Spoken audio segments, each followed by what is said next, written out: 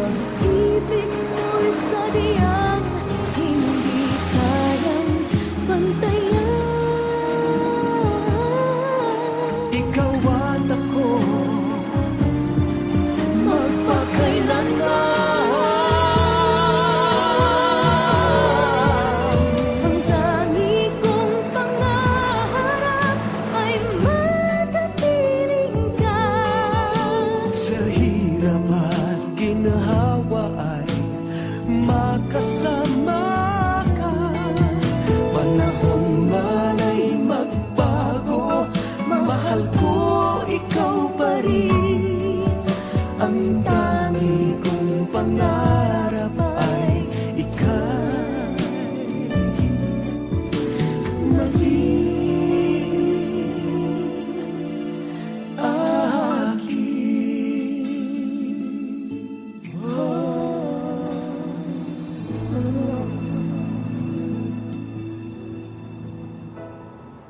Alam mo, nung una pa lang kita nakita, na-inlove na ako sa'yo kaagad. Kaya lang, mayaman ka. Mahirap ako. Ano bang sinasabi mo? In love, walang mayaman, walang mahirap. Lahat tayo, pantay-pantay lang. Ang ibig mo sabihin, may pag-asa pa ako?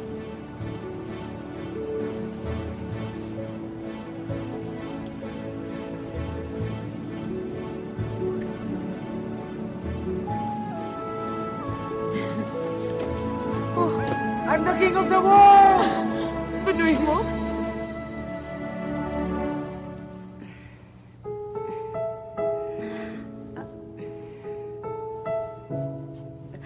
I'm sorry. Excuse me.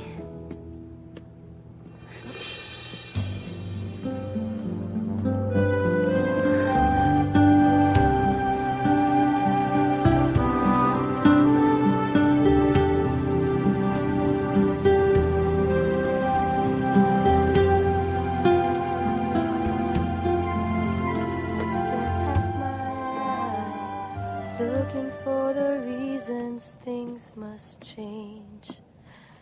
Hi, Miss Stella. Pasensya na, matatapos na to. Hindi, okay lang. Ang galing mo palang kumanta. Upo ka. Ay, thank you.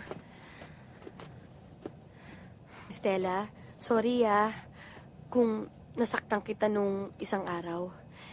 Pasensya ka na, alam mo naman kasi, di ba pag nagagalit ang tao, medyo kakasakit. Okay lang. Ako nga, gusto kong humingi ng tawad sa iyo eh. Kasi parang hinusgahan naman kita kaagad. Miss Stella, huwag kang magalit sa akin Hindi naman ako galit sa iyo eh. Eh, kanino? Kay Paolo na naman? Slight. Pero hindi naman ako galit kay Paolo eh. Nagagalit ako sa sarili ko. Kasi nung nag-away tayo, tapos si Paolo, nireject na naman ako. Parang paulit-ulit na lang ang buhay ko. Not once, but twice. Masakit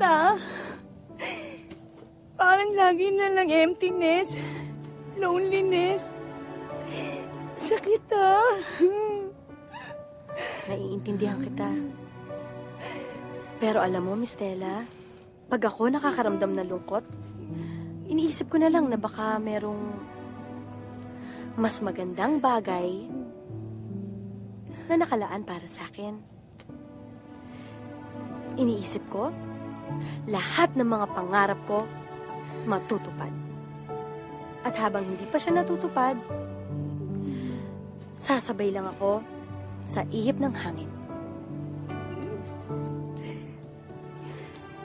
Yun yung kanta mo kanina, di ba? Tinagalog mo lang eh. Alam mo, thank you Siya nga pala. Ito, para sa'yo. Naku, Miss Stella. Sige na. Wag. Naku, mahal mo? yan. Hindi, Miss Stella. Thank you. Ano ka ba? What are friends are force. Thank you, ha. Sa'yo na yan. Gamitin mo yan parate, ha. Tsaka, keep smiling! Keep shining! Ang ganda. Yun na yan, ha. Matutuwa ang Social tatay yan, ko ah. nito. Thank you. Thank you, tsaka sorry, ha. Friends na. Stella.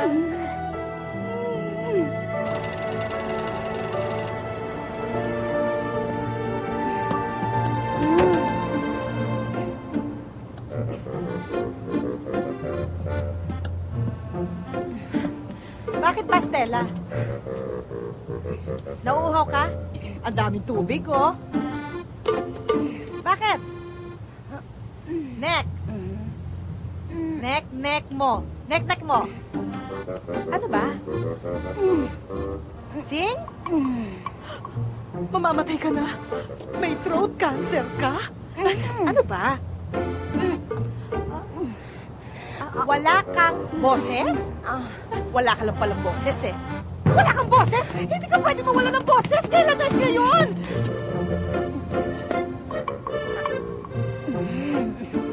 Ay, naku, hindi ako pwede kumanta. Hindi ako handa. Right? Eh, sino? Miss Stella Sembrano has discovered the new talent on board. I'm proud to present Destiny.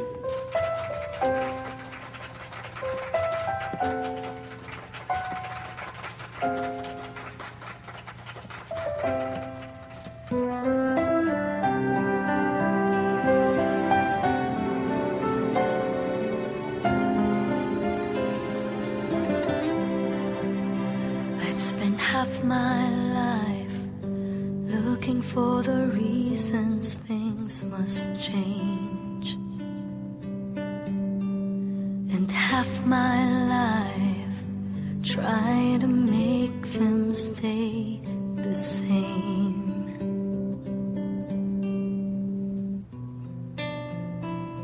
But love would fade like summer into fall. All that I could see was a mystery. It made no sense at all. The will of the wind. Ang galing talagang kumanta ni Des, no? Oo naman. Sandali, akala ko wala kang boses. It comes and it goes, and God only knows.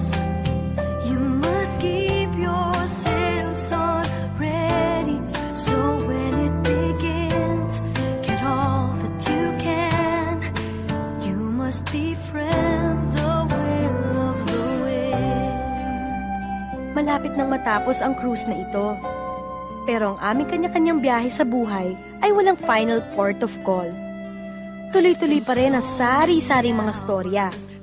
Kahit papano, naging makahulugan sa lahat ang pumalaot.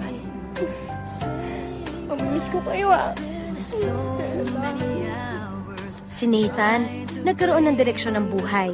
Siya ang naging tulay sa pagkakasundo ni Phoebe at ng kanyang mommy.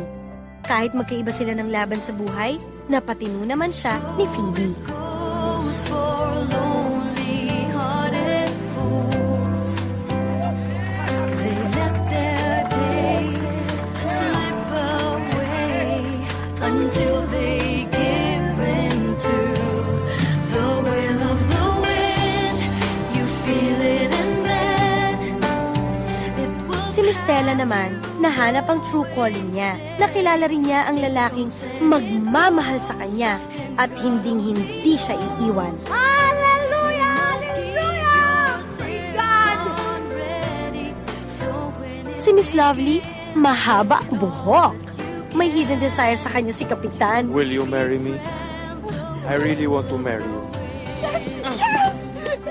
At this time, on time siya sa kasalan.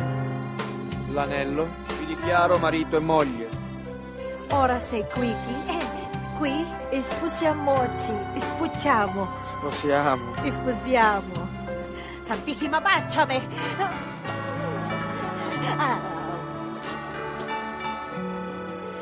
I want you to paint me wearing this. Only this. Si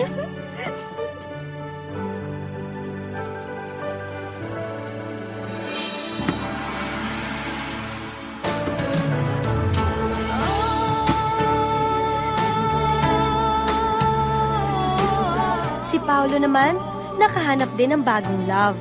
Italiana din. Si Ariana, ang anak nila ni Sofia na inihabilin sa kanya. Ito pala ang punot dulo ng paglalakbay ni Paolo. At ako naman, naibigay ang tunay na hilig ko, ang pag-awit. Natupad din ang pangarap kong makarating ng Venice. Pero sa love, wala pa din. Nandito ulit ako sa Maynila. Nag-iisa, naghihintay. Di pa siguro tama ang panahon, pero maaaring hindi pa rin huli ang lahat. Miss, paupo ah.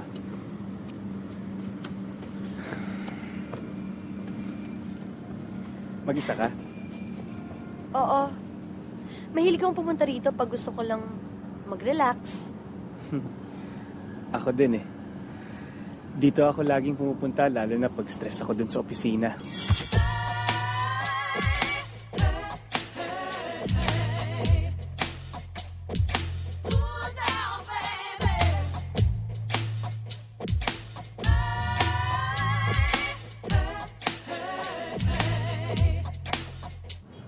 Miss? Miss? Ha? May sinasabi ka? Sabi ko dito rin ako pumupunta pag stress ako sa opisina.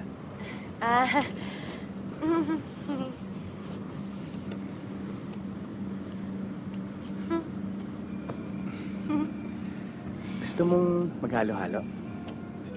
Sige. Meron ako alam dyan, no? Sa may ilalim ng tulay.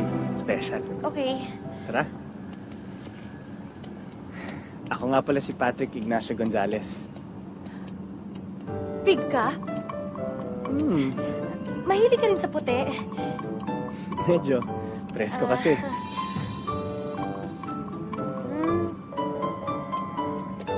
Bakit? May tatanong sana ako eh. Ano yun? May balat ka ba sa puwet? Ay! May balat nga!